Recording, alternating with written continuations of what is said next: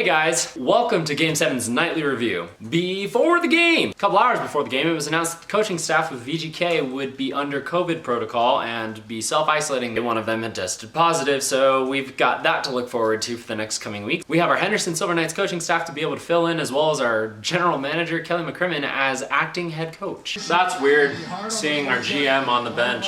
He has some AHL coaching experience before, so it's not like completely out there, but still that definitely showed that it was a different coaching staff tonight. Alex Pietrangelo's first game against his former St. Louis Blues, and well, it was a ride. Most Vegas St. Louis games usually are, but this one was really something. Start off the game with our fourth line, so everything seems normal so far. Allowing an odd man rush within the first minute. Seems normal so far.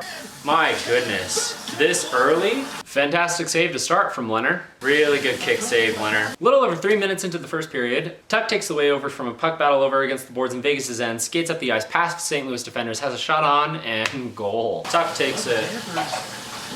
2-on-1. Yeah, goal. Holy cow. Fleury was losing it on the bench. About a minute later, Vegas gets another really good chance with the meat grinders line. Puck stops, ensuing face-off, Blues win, take it to Vegas, have a little dance in the zone, and then Perron with this shot that went into Leonard's chest, kind of, but then slipped through his chest and arm. Perron.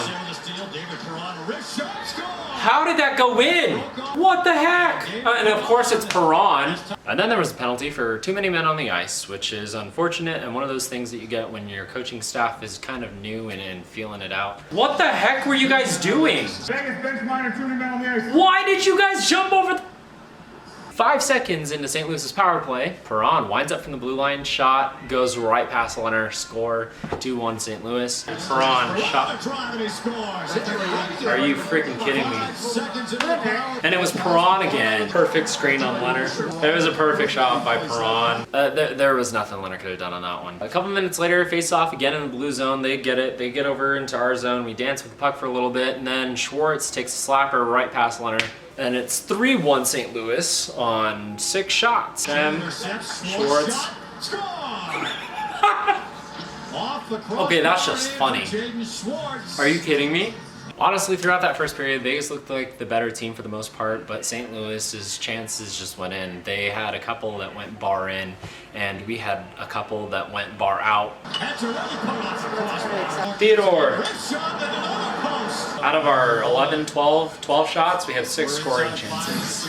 Out of their 7 shots, they have 6 scoring chances. But here we go into the second. Martinez walks in, couldn't get a shot away because of a blue stick. Martinez battles with the puck, gets it over to Stone, who does this little backhanded spin thing to his forehand, passes it up to Pacioretty in the slot, scores 3-2 St. Louis. Patches.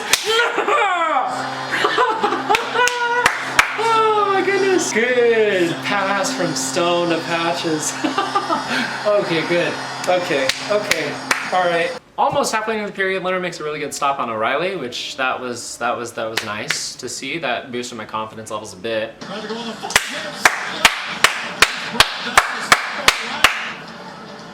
Really good save, Leonard. Only for a minute and a half later, Pietrangelo turns over the puck over to Kyrou, who I mean, just blasts right by Petro. Petro tries to keep up with him, just couldn't. Kyrou gets it past Leonard. It's 4-2 St. Louis. Pacioretty. That's the 4th post. And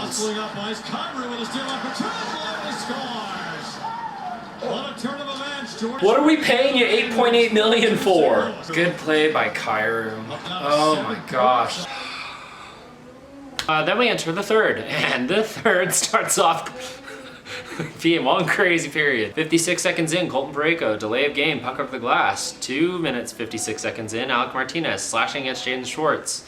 20 seconds later, David Perron delaying the game, puck over the glass. Okay, but this puck over the glass was ridiculous. Perron from his own blue line chucks the puck into the zone as if he's dumping it in, and instead of it dumping in, it just skyrocketed over the glass behind Leonard from his blue line. Are you kidding me?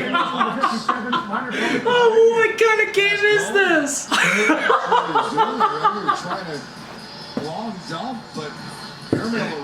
Oh my gosh! St. Louis commits 2 penalties. One, a slashing on Mark Stone from Colton Parayko, and then the next one, Marco Scandella to cross-check and a Pacioretty into the boards. This gives us about a 40-second 5-on-3, and then followed by the rest of the power play. So far, 5-on-3s in our franchise history, not the greatest look, but that was gonna change tonight. Pacioretty gets the puck over on the right, skates over to the quarterback position, just takes a shot on net, and it goes in. Throwing back up top. You gotta get Long wrist shots.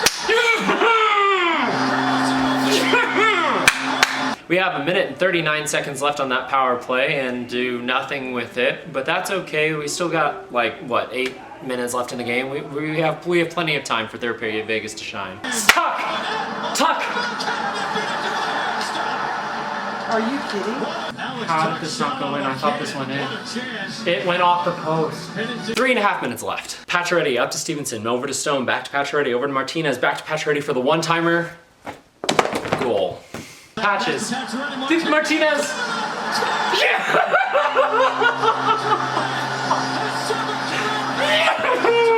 Hat-trick!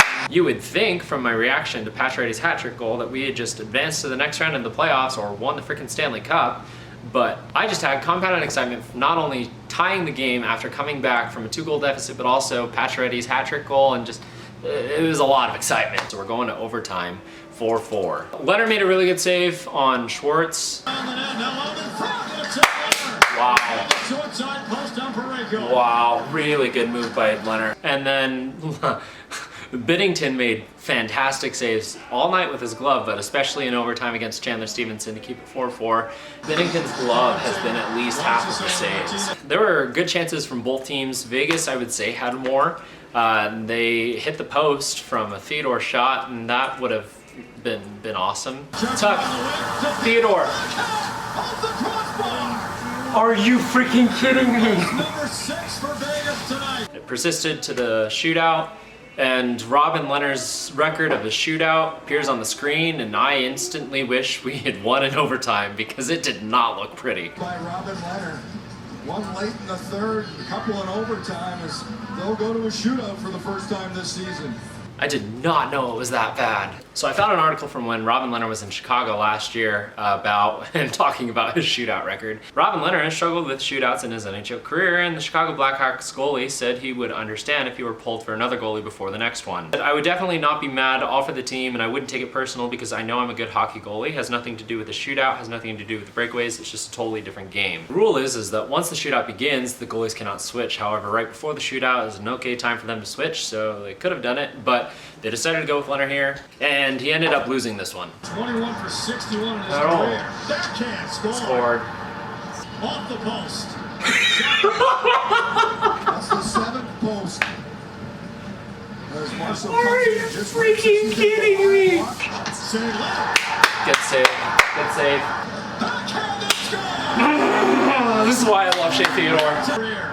Come on, save. Score. We have to get this one. And he lost the puck. And the Blues win in the shootout 5-4. That was so anticlimactic. Overall, this game seemed like Vegas' game. They were definitely out shooting the Blues, but their chances, count them, 7, went off the post. So 7 post shots, including one in overtime and one in the shootout, and 3 of those directly preceded Blues goals. So that's awesome. That's an awesome feeling. A lot of upset Blues fans over the Stone hit on Bozak, because now Bozak's going to be out of next game. There wasn't a really good camera angle on this, and the very small clip that I saw of a GIF on Twitter showed that the hit was to Bozak's upper chest-ish area. It was a bad hit from Stone. He definitely should have gotten a penalty from that because it had nothing to do with the play. Kevin Falk went up to him a couple minutes later after he came out and fought him. So there's the first Vegas fight of the year. Who bet that it was going to be Mark Stone? Not me. Both players got some pretty good hooks in. Based off of how the NHL Players Association has been handing out suspensions this season, I would say that it probably could have been a suspension. or there are other hits that shouldn't have been suspensions. But that is not, I'm not a part of that committee. I don't know what I'm talking about. Speaking of things that I don't know what I'm talking about, next game, Braden McNabb is now on LTIR. That means that he has to miss 24 days or 10 games. So Vegas had some cap shenanigans that happened. With LTIR, you can spend over the cap the amount of the player salary that is on LTIR minus whatever cap space that you had given the day that they were placed on LTIR. I think we're going 13 forwards and 5 defensemen next game, but I'm not sure. And Nick Holden is going to be the 5th defenseman instead of Braden McNabb, and we have Cody Glass and not Nick Hague.